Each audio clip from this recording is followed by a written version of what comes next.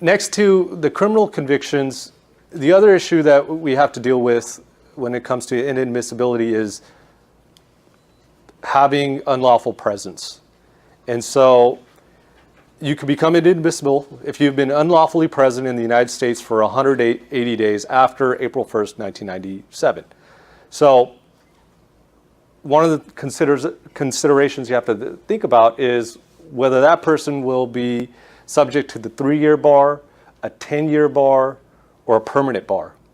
And so one of the waivers that we will discuss is the 601 and 601A waivers. So typically, the fact pattern goes like this.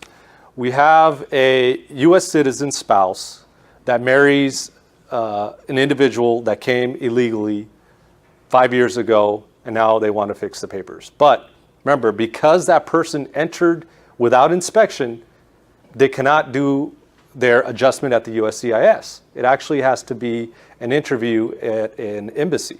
So I want to kind of go through a case study with this unlawful presence issue.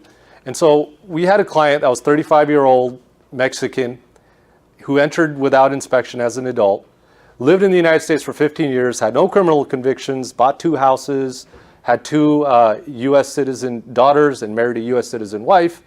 One day while he's walking to work, he gets deported, sent back to Tijuana on a bus the same day, no time to tell his family, and next thing you know, the family gets a call, hey, look, I'm in Tijuana.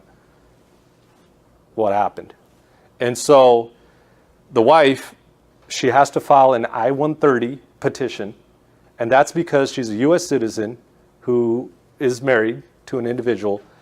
And over time, you have to prove extreme hardship by filing the 601 form or the 601A.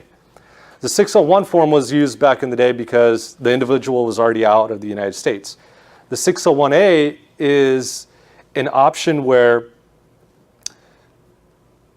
the husband's here still, and you have a U.S. citizen spouse, and we'll file the I-130. That goes through the National Visa Center. That gets approved. There's no question about the I-130 because it's a bona fide marriage. They have 2 kids together.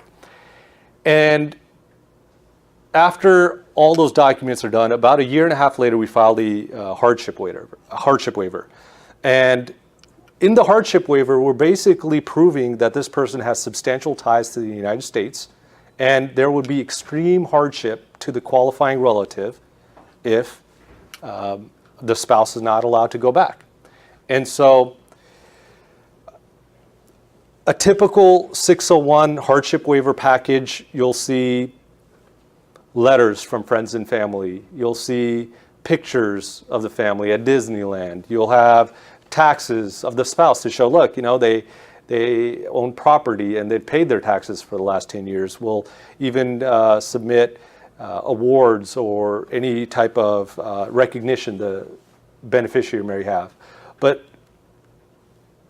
one of the things you have to consider, it's a hardship to the U.S. citizen spouse. And so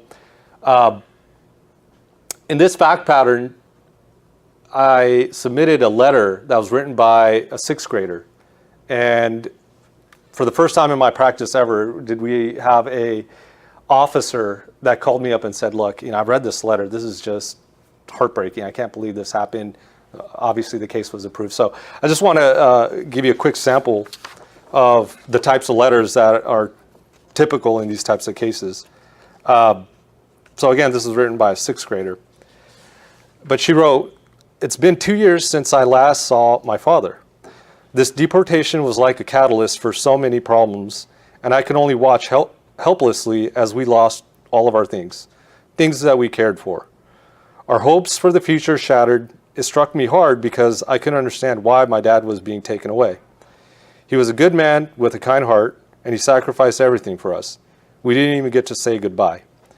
And my last memory of him was saying goodnight, hugging him, yet not knowing it'd be our last moment together. I couldn't breathe, and I held to my mom when I found out he was being deported. After that, everything changed. Our once happy lives was a torture. Every room held a memory. like a movie in my head that wouldn't stop playing. It felt as if our souls have been overcome with sadness and despair.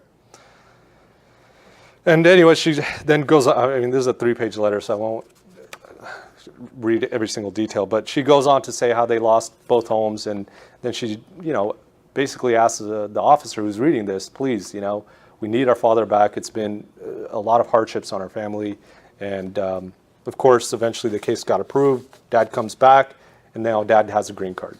And eventually the dad went from a green card holder to a U.S. citizen.